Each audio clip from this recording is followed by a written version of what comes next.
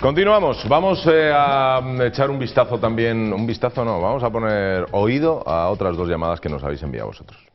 Magnífico el programa que está haciendo Agustín Bravo. Es magnífico lo que está haciendo y ustedes adelante, siguen en ese que cada vez tendrán más oyentes. Con esos diálogos que tienen y esas reuniones que tienen, están explicando una verdad que falta hace que los andaluces nos vayamos enterando. Muchas gracias. Muchas gracias. Gracias a usted y gracias a todo el equipo, Juan Carlos, a todos los colaboradores, los que pasan por aquí, por el programa, a todas las chicas, compañeras, periodistas que están arriba trabajando, gracias a realización, ¿no? Gracias a todo el mundo. A todo el mundo, ¿no? Gracias Pero sobre todo, gracias a Andalucía. Bueno, y la verdad es que es lo que estamos intentando, que nos enteremos realmente de las cosas. Es decir, que si no, porque si tenemos que esperar a la otra televisión para enterarnos de las cosas, pues desde luego nos lo llevamos mal. Es normal que os sorprenda, ¿no? Cuando mucha gente nos lo pone, dice, oye, estaba haciendo zapping, os hemos visto, digo, ¿pero qué están hablando? ¿Pero esta gente qué está comentando, por Dios? Pues sí, estamos comentando la verdad. Claro, para otros será nuestra verdad, pero nosotros creemos que es la verdad mayoritaria de todos los andaluces. Por eso estamos aquí, hablando claro y en libertad. Otra llamada. Hola, muy buenas noches. Ante todo quiero darle la enhorabuena por este programa, porque a través de ustedes nos están informando de cosas que muchos andaluces desconocen. Lo único que yo pediría es que el nuevo gobierno o lo que sea, que acabe con todas las personas que están implicadas en corrupción o lo que sea, para que Andalucía pueda despertar de una vez por todas, Dios mío. Gracias, adiós. Fíjate, yo no sé qué edad tendrá esta señora, ¿no? Pero se nota en su voz que realmente es consciente de la situación por la que atraviesa nuestra comunidad. Parece que es una persona mayor y también parece, por la forma de hablar, que está emocionada incluso cuando está contando esto. La verdad es que la corrupción en cualquier sistema administrativo, el que sea, es una lacra terrible.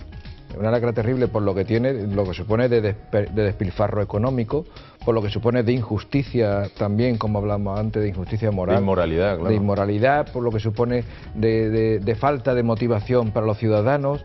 O sea, es posiblemente de las cosas más terribles que se puede hacer con una sociedad administrada. Democracia, sí, totalmente. Yo te quería decir respecto a esta señora dos cositas. Una, primero, yo creo que mayor, como dice Juan Carlos, pero no tan mayor, para quedar bien, no vaya a ser que... Sí. Yo no le he hecho más de 50, de ahí para abajo, pero yo le he notado la voz cansada, yo la noto aburrida ya, es decir, a ver, a ver si acabamos con esto, ¿no? Ya está bien. Y yo ahí lo que diría es que eso es algo nuestro, es decir, eso no es...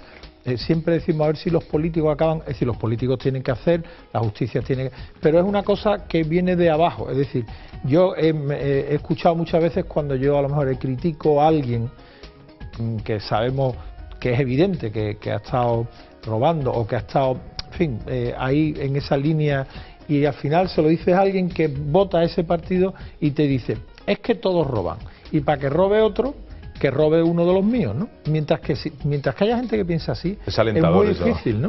Hay que, es decir, si alguien hace algo mal, hay que apartarlo, pero si es es que no es de los tuyos, ¿quién es de los tuyos? Quien se lleva el dinero público no es de nadie. No es de nadie. No es de nadie. Pero las causas, que tú lo has dicho, lo habéis apuntado bien, ¿no? En el tono de voz,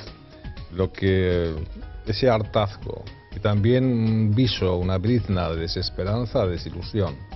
Y esto lo crea una política que no es creíble, una política sectaria, una política que no mira hacia el ciudadano y genera desilusión, y genera desesperanza, y genera que personas ya estén cansadas y quieran decir, oye, por lo menos. Claro, ya está bien. Bueno, pues eso es lo que intentamos desde este programa, ¿de acuerdo? Aquí estamos para lo que queráis, como siempre. Vamos ya a hablar de este puente. Estamos en mitad del acueducto, ¿vale? Y estamos en mitad de un montón de dinero que se está dejando de ganar, que se está perdiendo, que se está dejando de producir. Almudena. En medio de este puente de la Constitución, con 2 días festivos, esta semana a los españoles les cuestan 1.200 millones de euros. Y es que ya los sindicatos mayoritarios, UGT y Comisiones Obreras, han apuntado que van a estudiar acumular los días festivos el lunes y viernes. Y es que el 70% de los españoles está de acuerdo con esta medida. En el Ecuador del puente de la Constitución se discute la propuesta de trasladar a lunes y viernes los festivos que caigan entre semana. El macropuente de la Constitución se ha convertido en un quebradero de cabeza para la economía española. Se cifra en 1.200 millones de euros la pérdida de competitividad que supone esta semana de festividades. El reto para la industria, la más perjudicada por esta hispana costumbre, es buscar fórmulas con el fin de evitar un sobrecoste de un 30% debido a la obligación de arrancar y parar máquinas en días alternos. El debate sobre los efectos para la economía de un encadenamiento de días laborables y festivos vuelve a emerger, aunque esta vez en un contexto de profunda crisis que deja más al descubierto los costes extraordinarios que provoca. El 70% de los españoles afirma que estaría dispuesto a trasladar los lunes o los viernes los festivos entre semana. La distribución de las fiestas de esta semana ha generado una amplia gama de soluciones en las empresas. La opción más utilizada ha sido la de cumplir escrupulosamente el calendario, es decir, trabajar los 3 días laborables de la semana y evitar los puentes. Juan Carlos. Yo estaría encantado, sería la primera vez en mi vida que cogería un puente, la verdad, nunca lo he cogido, porque como los periodistas tenemos que trabajar casi los 365 días al año, o sea, a ver si así lo podría conseguir.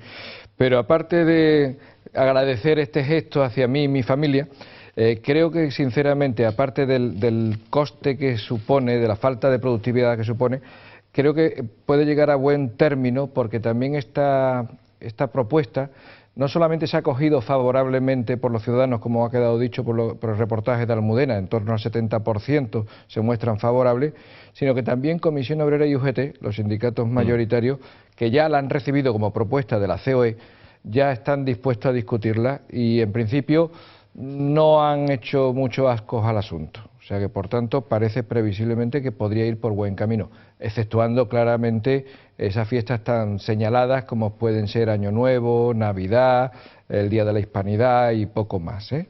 Y teniendo en cuenta, además, no nos olvidemos que así tampoco se afectaría a la hostelería, que antes citaba Jaime, claro, como un factor también a tener en cuenta, la hostelería y el turismo. Fernando. Sí, bueno, yo creo que con carácter general la medida puede ser correcta y adecuada, sobre todo si la cuestión se puede cuantificar y se determinan unas cantidades que afectan directamente a la economía del país.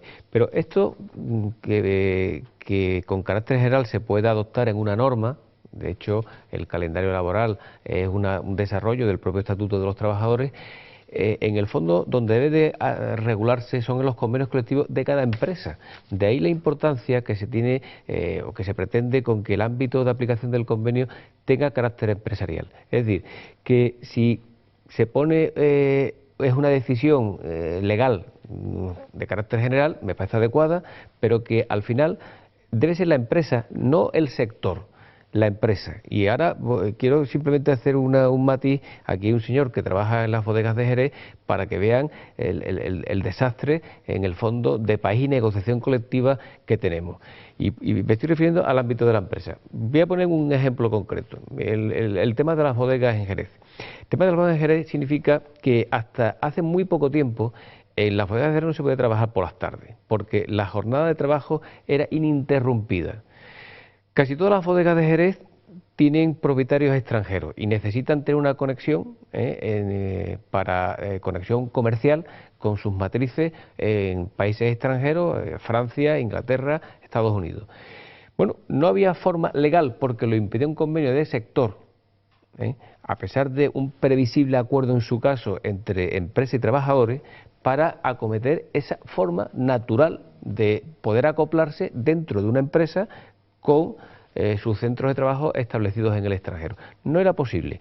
Ahora se ha abierto un poco la mano, es un convenio sectorial, no siguen existiendo convenios de empresa que no sean de carácter impropio, que sí existen, pero que no tienen la virtualidad de ser norma de derecho objetivo, y cuando se trabaja por la tarde en una bodega son horas extraordinarias, se pagan como tales, con lo cual eso es absolutamente absurdo, eso es imposible de que una empresa pueda organizarse adecuadamente y eso hace que una empresa no sea competitiva porque el factor trabajo no es productivo. ni más ni menos. Bueno, pues el tema este del descanso semanal y de las fiestas, que yo creo que con carácter general es adecuado que se haga así, lo lógico sería después llevarlo al ámbito de la empresa y que empresarios y sus trabajadores, no el sector, se pongan de acuerdo. Bien. Yo reconozco que me pierdo un poco con esto, es decir, no sé muy bien dónde el cálculo de los 1.200 millones de euros, si es por la parada en algunas empresas o por lo que no se ha trabajado esos días. Pues claro, si es por lo que no se ha trabajado esos días, al final no sé, aunque lo pase al lunes no se trabaja, no lo tengo tan claro. Fernando ahora nos lo explica. Ahora quizás me lo pueda.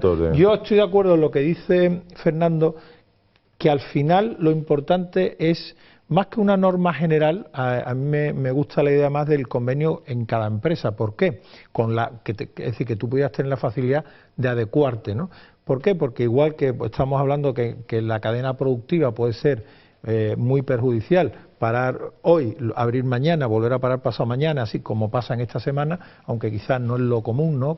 Vamos, lo de esta semana es totalmente extraordinario, sí, ¿no? pero ocurre. Pero ocurre, ¿no? Y además te puede tocar un jueves, es decir, entonces, aparte de eso, sí es verdad que también hay otras empresas, bueno, y conocemos de otro tipo, a lo mejor de servicios o pequeñas empresas, que yo conozco a trabajadores de ellas que su compañía no le permite o no le gusta que coja sus vacaciones enteras, sino que prefiere, te voy a dar 2 días aquí, 3 días, y va cogiéndolo de a poco, ¿no? Entonces yo creo que lo que habla Fernando, de que al final haya una norma, pero que cada convenio en empresa se adecue a lo oportuno, a mí me parece lo más razonable, entre otras cosas porque no vaya a ser que ahora quizás con todo este mare magnum de que queramos tocarlo todo y al final resulta que estamos perdiéndonos en la hojarasca, ¿no? Al final esto va a ser una de las pocas cosas que van a ser susceptibles de acuerdo efectivo entre sindicatos y gobierno, desgraciadamente. Es decir, yo pienso que esa pretensión que hay de que sea el diálogo social a través de los interlocutores sociales los que lleven un acuerdo para que después el gobierno inicie el correspondiente trámite parlamentario como proyecto de ley para que se normativice ese acuerdo, eso no va a ser posible, yo lo veo absolutamente imposible. Pero precisamente, y en mi opinión, la parte más importante de ese previsible acuerdo va a ser en la negociación colectiva, pero porque ni los sindicatos mayoritarios ni las organizaciones patronales, no los empresarios, las organizaciones patronales les interesa, porque ellos están estructurados precisamente adecuándose a cada sector porque negocian sectorialmente. Y el otro día había un artículo de un importante periodista que él estimaba, según datos propios de la propia COE, que había 3.000 personas en COE implicadas en la negociación colectiva de carácter sectorial. Es decir, que COE, si fuese generosa para los intereses del país y la negociación tuviese carácter empresarial, tendría que reorganizar sus efectivos humanos porque sobrarían 3.000 personas. Fernando, una cosa, la pregunta, nos cuestan 1.200 millones de euros esta semana, este puente. ¿Cómo se barema eso? ¿Cómo se calcula?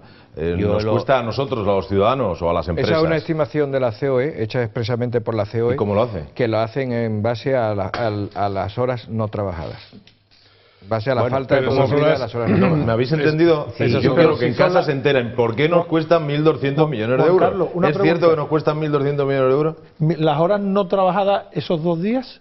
Es que es más fácil o lo que hacerlo. tarda en romper El cálculo son estimaciones al Producto Interior Bruto. Entonces, no es que sea un gasto, son menores ingresos. Exacto. Sí, pero si llegamos al final de año con claro, menos, el PIB menos no PIB, habrá crecido menos. Habrá que buscar algo, ¿no? Porque tendremos más. Claro, y todo ¿Es un problema para el país? ¿Nos afecta a nosotros? Evidentemente, es que al final la productividad, las mediciones, si el PIB sube menos de lo que debía, la renta nacional, por supuesto, es más baja y eso repercute en la renta disponible, que es el dinero que cada ciudadano tiene para poder vivir.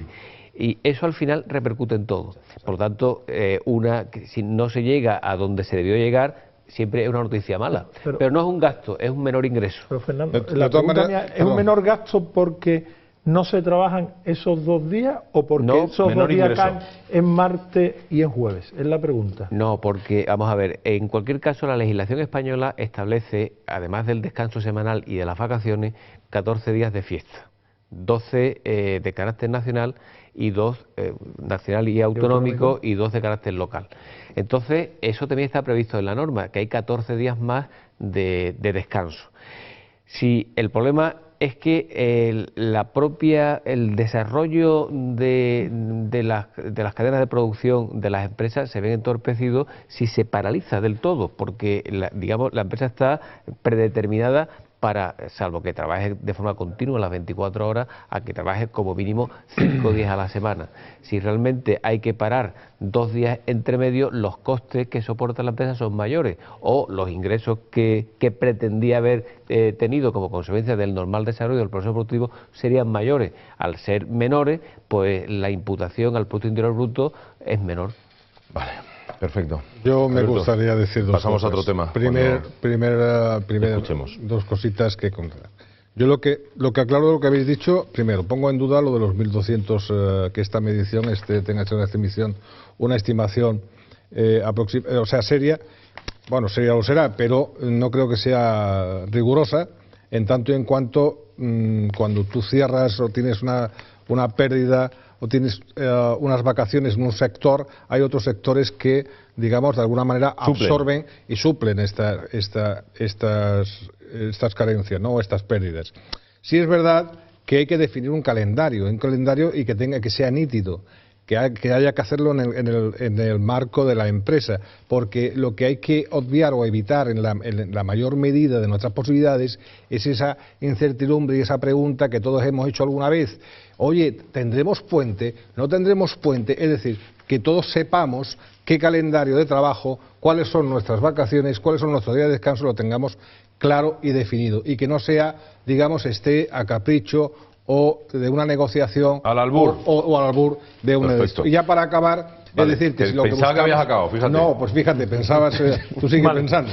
Principios de eficacia y de eficiencia. Es decir, en este país lo que también haría falta es un debate importante para regular no solamente las fiestas, sino también los horarios. Es decir, que estos días de fiesta no sean todos los sectores los que paren. Eso es interesante. El tema de los horarios en España, porque, por Fernando. Es que los horarios inamovibles de la Administración están, yo creo que muy alejados de las necesidades de los ciudadanos. Los ciudadanos que tenemos días de vacaciones podríamos gestionar muy bien otro tipo de asuntos pendientes que nunca encontramos tiempo para hacerlo porque no encontramos en ese momento ningún tipo. Fernando, somos el país de Europa con el horario más dispar del mundo. Mire, les pondré un ejemplo, aunque es un problema legal, pero os lo voy a poner intentando explicar de forma que se entienda.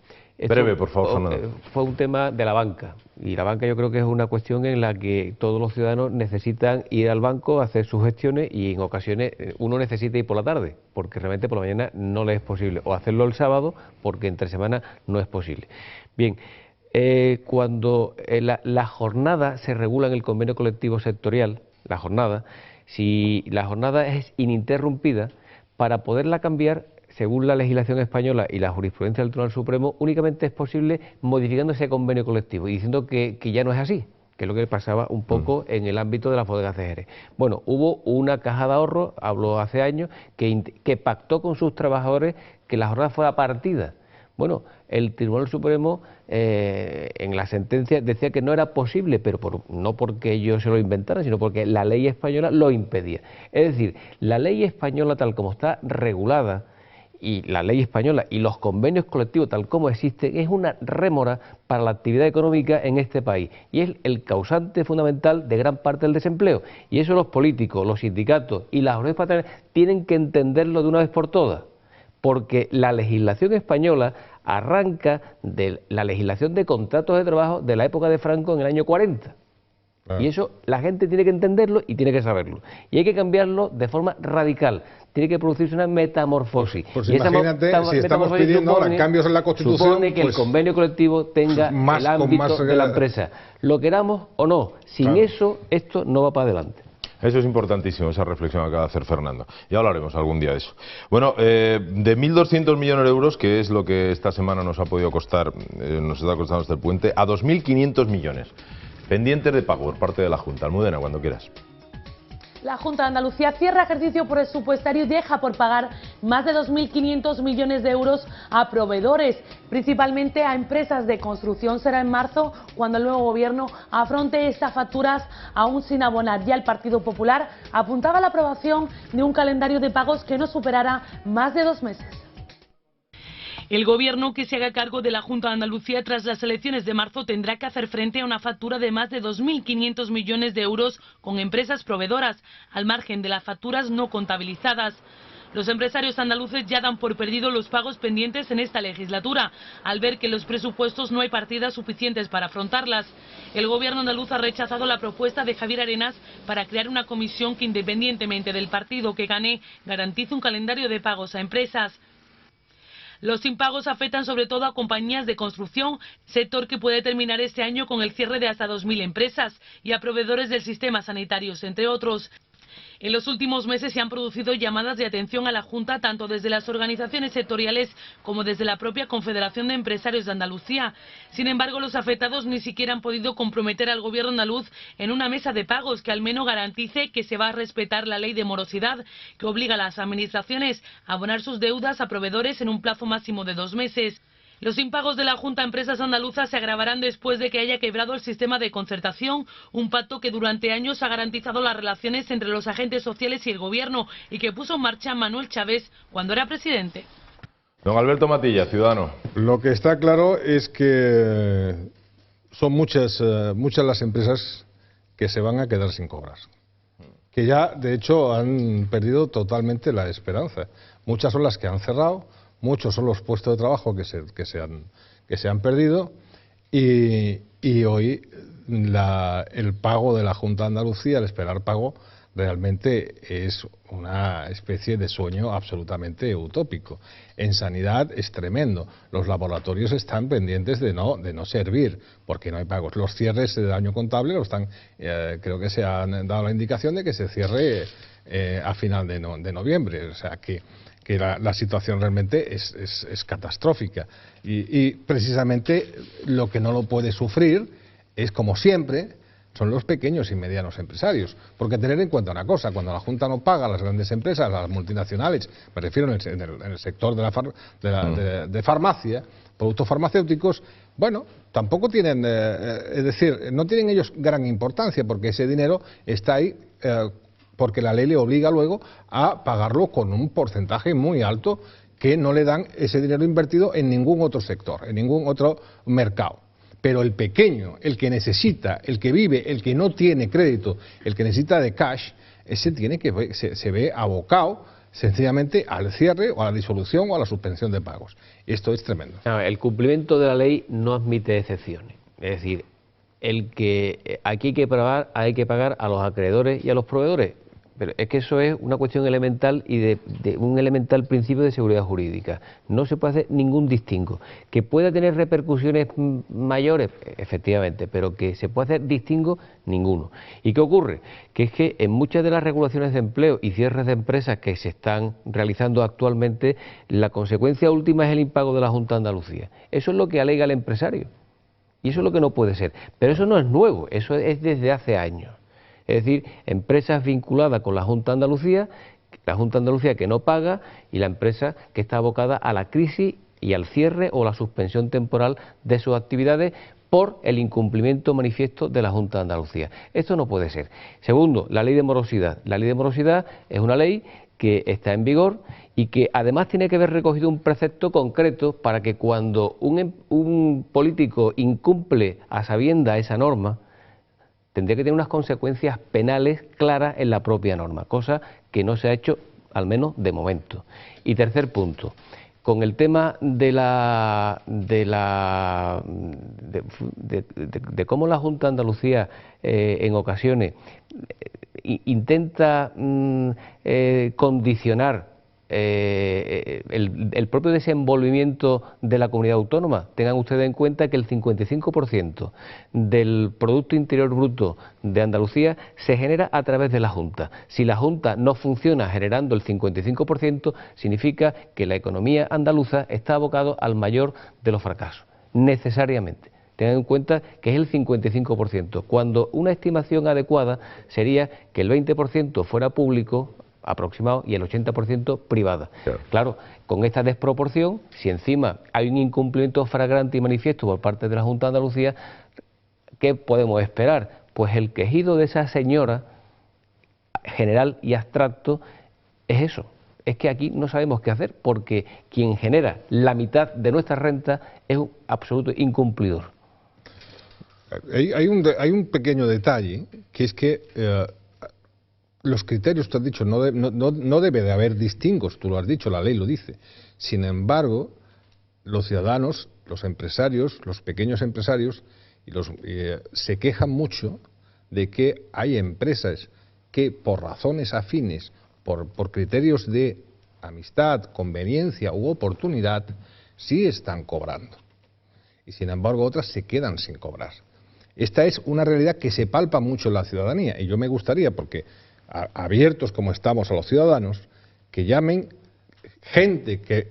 empresarios que están sufriendo precisamente esta absoluta orfandad y este olvido que no están sufriendo otro tipo de empresas. O empresarios que están cobrando. Y empresarios te llama alguien y te dice, oye, que a mí me ha pagado en mi fecha. Pero me temo que no es la normalidad. Yo el otro día leí una noticia a colación con esto y con los créditos del ICO para pagar precisamente a proveedores por parte de ayuntamientos y otras instituciones públicas. Y se reunían los políticos para decidir a quién le pagan. Mire usted, hay vencimiento y tendrá que ser el de mayor vencimiento y pagando. Aquí, ¿por qué se decide? ¿En función de qué? En orden de fecha, ¿no? Ahí es donde estamos. Criterios políticos a la hora de liquidar con los acreedores, ya tienes aquí lo hablamos. Aquí Pedro de Tena, fíjate. Pedro, un abrazo. ¿Cómo está Pedro? Yo creo que está mejor, sí. Está mejor. Pedro, un abrazo de nuevo. Aquí Pedro lo dice muy a menudo, y es que dice, si supiera la Junta que sus acciones repercuten tantísimo en empresas que tienen que cerrar directamente, porque no cobran en su fecha. Fíjate, Agustín, lo que estamos hablando, y esta cifra que estamos manejando, 2.500 millones de euros, es solo una estimación de dos sectores, de la construcción, de empresas de la construcción y de empresas sanitarias. Es decir, realmente no responde a un análisis riguroso de la realidad. La realidad puede ser, sospecho, bastante mayor. Y esto además de las facturas regularizadas. Las no regularizadas serán más todavía. Es decir, que quizás solamente estamos hablando de una cifra descomunal, 2.500 millones de euros de falta de pago a proveedores que va a dejar en herencia, además de la ruina general, y a lo mejor solamente es la punta de un iceberg, a lo mejor es mucho más. Bueno, si os tenéis algo más que añadir. Yo quería decir solo, sí, Jaime. como veis, la verdad es que habéis entrado bastante en profundidad y muy bien, hay poco que hablar, solo dos cositas que me han llamado la atención. Una, dan un número de cierre de empresas de compañías de la construcción, hablan de como 2.000 empresas de la construcción que pueden cerrar debido a esto. Claro, cuando lo leí me asusté, teniendo en cuenta la que está cayendo. Conozco a una persona en concreto que trabaja en una pequeñita empresa de cerrajería que hace subcontratas, y ahora mismo está con vacaciones forzadas ya de hace tiempo porque no tienen trabajo, y veo que el panorama es negro.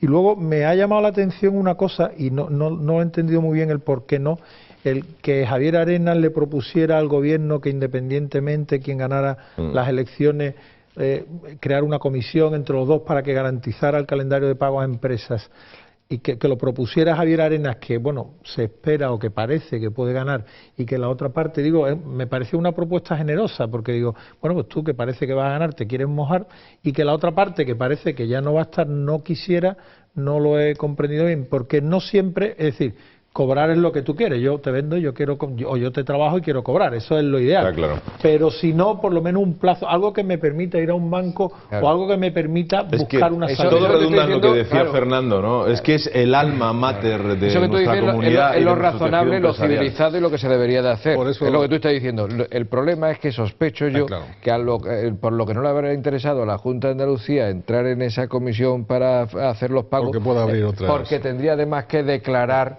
qué es lo que realmente debe, cuáles son realmente las facturas impagadas, de cuántos vencimientos y tal. Y claro, eso a lo mejor puede ser tan escandaloso. Saldría mucho a la luz. La jugada política de... Ya acabamos, por favor. Remata, Alberto, remata. ¿Qué tiene algo conmigo? Remátame, Alberto. Como soy el único calvo de aquí, me voy a ir a publicidad hoy está y empieza hoy está abusando. Participación. Venga, Alberto. No tengo ningún calvo que me apoye. Hoy Dale. No, te digo que la jugada de Javier Arenas es muy inteligente. Efectivamente, fue un caramelo, dice, a ver si entra. Porque si entra, efectivamente, le tiene que obligar a conocer realmente cuál es la verdad del paño. Y ahí se ha negado. Pero yo quería matizar una cosa más, añadir, perdón.